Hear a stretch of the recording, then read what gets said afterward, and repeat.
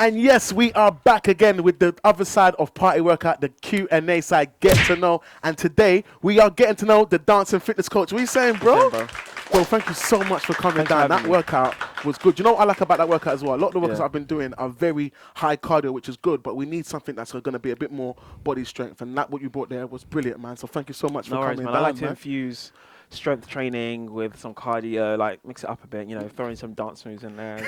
Just spice it up a little bit, you know? Keep it a little bit fun and fresh. Yeah, I mean, you gotta keep it fresh, man. All right, so before we get into it, I want to quickly introduce you guys, if you don't know, to a brand new drink that I'm trying to launch, which I'm hoping that you're going to be happy to test today, if you don't mind. Yeah. On camera, man's got me on camera. Do you know what I like? I wanted to give an honest, be very honest. This is what we got. What's in here? What's in here? It's all natural. Yeah. We've got apples, carrots, tiny bit of turmeric and ginger. Perfect. So it's a good drink. It's good for your blood, good for your bones, good for your hair, skin.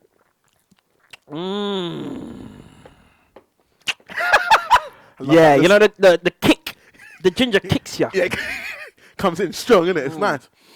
Let's give a little whiff. What do you think, man? Yeah, no, it's good. I like. So a lot of the juices I tend to drink, I feel like they don't have enough ginger in it. Mm-hmm. Yeah, because I actually appreciate the amount of ginger that's in here. See, with ginger, I like to make sure if it's not got, it's like if you like ginger beer. Ginger beer's got a kick, and that's what I want to have. Every time something says ginger, I want to fully taste the carrot. I can feel the carrot just sliding in there, and then the apple just makes it come together. It just brings them in, and the turmeric, there's a dash of turmeric in there, so you won't really. And turmeric hasn't really got a massive flavour, has it? It's good. It's creamy. You know, I like that smoothness. Nose. And plus, one thing I like about my favourite drinks is that I don't like bits. I don't like too much. I like it to be as close to liquid as possible. Yeah, that's good. That's proper things. Yeah? Good after that workout as well, you know? Exactly. So this is what's going to be available. Make sure you keep your eye on Instagram to see when they're launching. Hopefully, we should be good to go by February the 1st. But you know how things can go. Obviously, COVID is slowing things down. So we might be a bit off the mark. But other than that, Forever Young is coming to you really soon. Forever Young. Yeah. Good little name, isn't it? Good little name. Got some good names, he has. Got good names. So, dancing body coach, man. Do you know what, bruv? I've been meaning to get, dancing fitness coach. I need to stop saying that. The dancing fitness coach, because he's about his fitness and he does a lot of dancing. And you need to check him out. So, bro, first of all, let's talk about how I stumbled. Because I've been trying to get this done for a while. We've been trying to get this done for months. We've been trying to get this done for a time. If it's not the weather, it's lockdown. If it's not lockdown, it's this transportation. It's like, because you live in the sticks, let's be honest, bro. Like, but it's nice. It's nice. It's nice. Bit foggy. You can see the forest behind us. Actual forest. Mad. But yeah, so when I first saw your stuff, it was on Cara London's page. Yep. Now, Cara London, if you don't know about it already, another great PT. He's got a massive following. And at one point, she had dancing fitness coach on there. And it wasn't even that. Someone else shared you. Yeah. And that's how I saw you. Someone was on her live who was working out, shared you, and you was doing all this. I said, hold on a minute. What's going on here? Then I've come to your page now, and I've seen what you're doing. I'm thinking, this is different. That was the thing that literally got me on, is that what you're doing is different. So what is it that brings, where did you start this? How long have you been doing the dance body coach for? How long have you been doing it for? Like, how have you been doing it? I've started doing the dance and fitness coach since the start of lockdown, really. Okay. So I really only started during lockdown. So it's this year then? This year, I started it. That's the first thing. But if I want to talk about fitness and dancing, I mean, that's part of my life, right? Yeah. So I started dancing when I was really young, was really into dancing, you know, went to like a performing arts school. But it was just purely for like, you know, just recreationally. Yeah, just fun, yeah. And I was like decent at it. And then started taking fitness very seriously in my teens, you know, went down the bodybuilding route, as you do, because, you know, what else are you going to do? You know, just loads of testosterone, and them just want to lift weights. So I started lifting weights, got really into fitness. What age is it? When I'll probably say like 16, so you was dancing 17. way before the fitness. Yeah, I was dancing way before. Because I remember you saying from you was a kid. Yeah, you was like into 5, dancing. 6, just trying to do the whole Michael Jackson thing and Usher thing, and you know how it goes. Just copying what you see on TV. And then and then like I'll probably say like 16, 17, he started working out. Got really into working out. You know, developed quite a decent physique. And then, like, as I got bigger, I started like not dancing as much because it got a bit weird. You know, when you get too big and you try dancing, it looks a bit off. Okay. So yeah, I had to choose. I get what you're saying, because once you start to Yeah. It's a bit stiff. You know, the moves are not flowing right. They're still a bit stiff now, to be honest.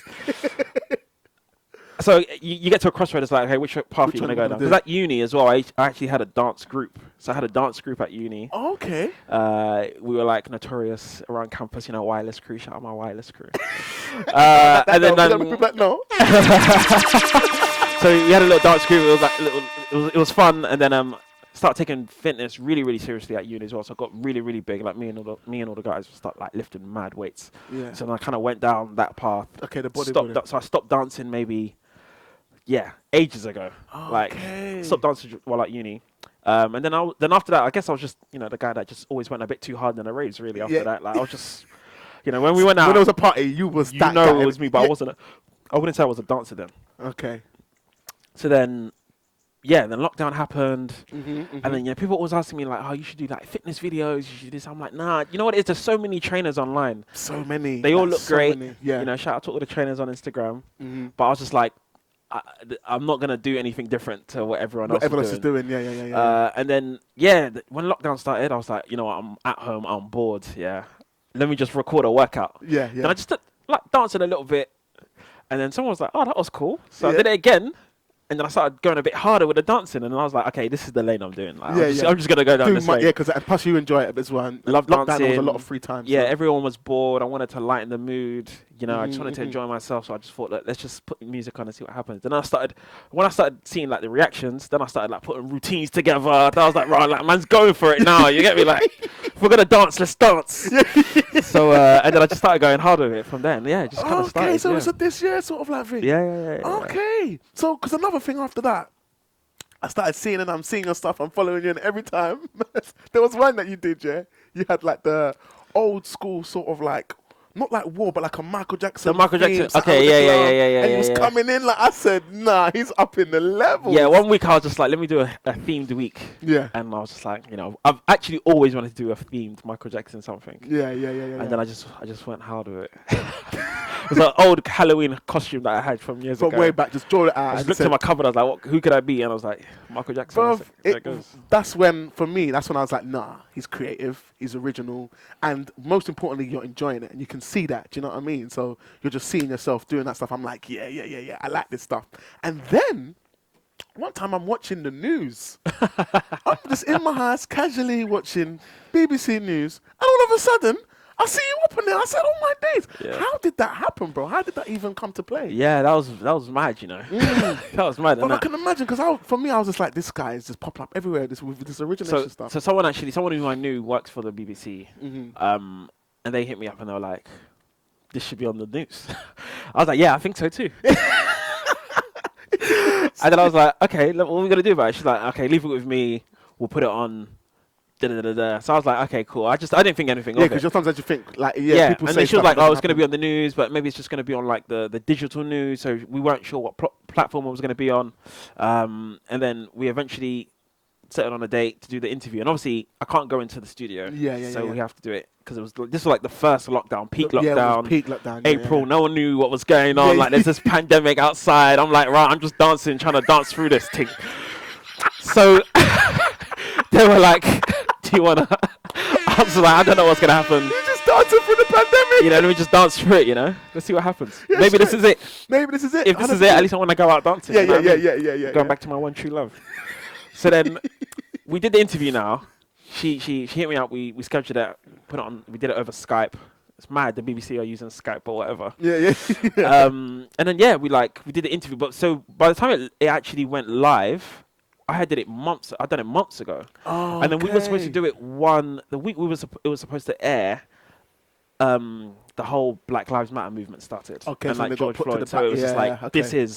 This is way more important than me dancing around my living room. You know what I mean? Yeah. So then they kept pushing it back. I was like, you know, that's fine. Cool, do your thing. Yeah, we've done it now, so whatever. But the interview came about. It was good fun. They cut a lot of it out. Actually, I was doing a lot. But they cut it down, which is fine. Yeah. But it came out really well. I was really happy with it. Yeah, it was because it did show you. It did show your clips and stuff, and I was. It was a quick interview that showed what other people are doing and that's what it was about. It was showing stuff that was like how people are carrying on through lockdown. What are the kind of stories that we can find out? Because there's a lot of, even though there's a lot of negativity and a lot of stuff that's, you know, bad, with, you know, condolences to anyone that's lost anyone through the pandemic. Absolutely. It is still a pandemic, as they say. But there's been a lot of positive things that's come out of it. A lot of people have started new ideas. Some people have been able to, you know, reignite new passions and stuff like that. So at the same time, I always say that you've got pros and cons with any massive thing that happens. Absolutely. You just got to, you know, deal the hand you've been dealt and make the most out of it, you know. This is it. So let's talk about your stuff other than that, because I know there's a lot to you. There's a lot to you. So with the dancing and the fitness, it's obviously elements of you, but there's more elements of you. What is it that you do on your day to day, which would just really throw everything off? Yeah, so I'm quite a closed book online. Yeah. Everyone thinks I just dance and lift weights, which is fine. But aside from that, so I do a lot of stuff in the philanthropic world. So I work with tech entrepreneurs, venture capitalists. And I get them to think about impact giving, so how they can give to high impact charities all over the world. Okay. So I move millions of dollars to high impact charities and the most pressing causes, whether that be climate change, poverty, animal welfare, and a bunch of other issues. And then in addition to that, obviously before that, I was building different tech products. You know, I lived in New York for some time. Really? Yeah. Wow. I tried my hand at a few tech businesses as well. And I'm just having a break right now. It's very stressful. And then in addition to that, I also co-found a group called 10 by 10. So there's a group of us who kind of run this community of investors and entrepreneurs and focus on black innovation. So we say it's a group of black investors, innovators and game changers, focusing on propelling and pushing the. So with that group, are you based? Are you all from London? It's a UK based group. Okay. That's so it's to make sure you wasn't internet. Well, you probably definitely can work internationally. There's plans. There are plans to expand internationally as we work to formalize it a bit more, but it's a non-profit. It's just something we do because we care about economic empowerment for black people. Yeah, 100%. So that's the kind of stuff we're working on.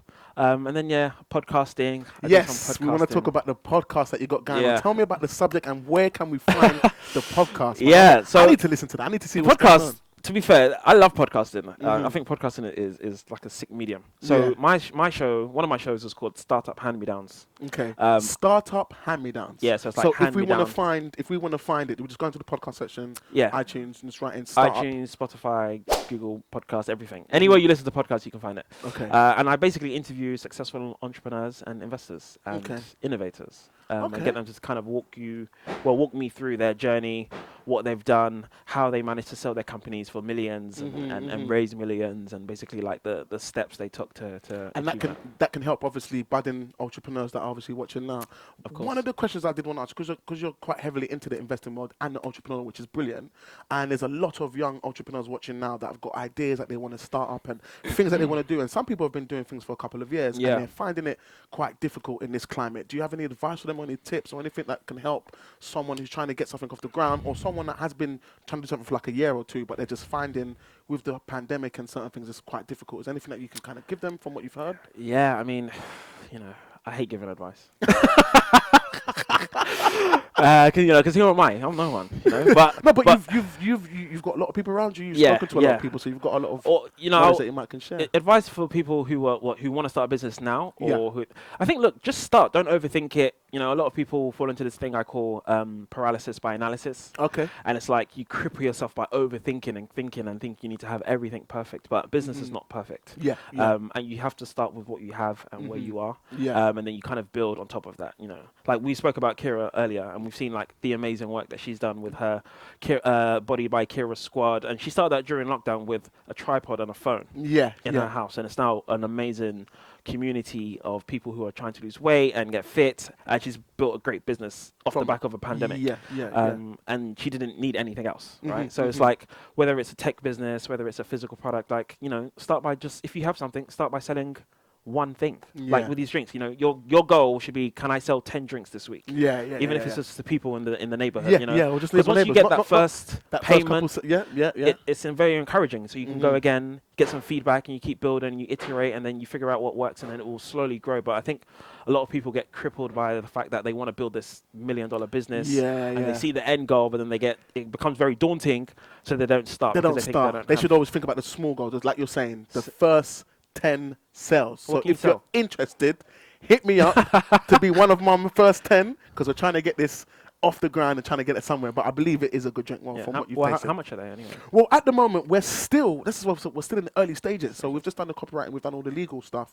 But now it's about trying to really figure out like costings and what's the best way to actually get these in, whether it's just to be sell and demand and people order, or try to get them in stores. Now, I think the stores thing is like, once again, it's the same thing like you were saying about when you're thinking too far ahead. And I think now there's so much that you can do with just your social media and having a delivery company. So, you know, people can go to the website, make the orders, delivery picks it up, and then it just goes straight. So it can just be a very direct to consumer. I think direct to consumer. I think it's the best way, because you have more control over what's going on. Maybe a subscription as well. Get people to subscribe, pay monthly, get a certain amount of drinks every week, every Monday. You know, once you figure out how to sell these. At the moment, what we're thinking of is a size like this will be going at £2.50 per unit, and then when you buy them singular, it will be that much. But we want to really sell them in packs of 4, 6, and 10. So there'll be better probably markups, definitely better pricing on if you buy the 10 pack than if you buy them singly. So that's kind of like where we're going and where we're kind of thinking of it. And then we should be. That's good. Well, look, I'll be your first customer. I'll buy a 10 from you. So there you go. Don't just say it. Don't just. I'm on camera. I've got to buy it now. I can't back out. I can't back out. That's out. We're going places. Oh, bro, man. But anyway, I don't want to take up too much of your time, because I know you've got lots going on. Nah, it's fine, man. Bro, thank you so much for coming down. Thank you for sharing with the people. Yeah, no problem. And thanks for doing that workout, man. Thanks for having me. I love this stuff. This is great. Let me know how I can be helpful going forward. And 100%. Yeah, this is a good little movement you got. I'm hoping that I can get you down again, because I would love to have you as someone who could be featured regularly on the channel, if that's something we can do. I'm trying. Long term, where I'm thinking of taking this is we should hopefully be setting up a studio, because obviously I know, as you can see, guys, it's winter and we're outside, and he's got a hoodie on right now. It's getting a little cold bit out here. Cold, so we've got to find an indoor space, but I like the outdoor sort of vibe. So we're thinking of a lot of things, but content-wise, partners we're going to need. So I'm definitely wanted to talk to you about keeping it going. If something that you would love to do, then I'd love to be working with you. Yeah, man. You know, if the price is right. If the price is right. We can talk, baby. You know, time is money. You don't live close. No, I'm joking. Yeah, of course. Yeah, man, let me know. Wicked. Well, guys, man, there you have it, man. The dancing fitness coach. Make sure you give him a follow. Boom. The name is there. Head in the description. Check out the stuff he's going on. We're going to put that link as well for the podcast. Check that out for all the young entrepreneurs. This is where you need to be listening, getting some ideas. When you're going for long drives, long walks, give something to listen and give you some inspiration, some other ideas for you to make some new plans for your business. But other than that, guys, we'll catch you same place, same time next week. Someone else doing some more workouts, keeping fit. Peace. We are gone. Nice one.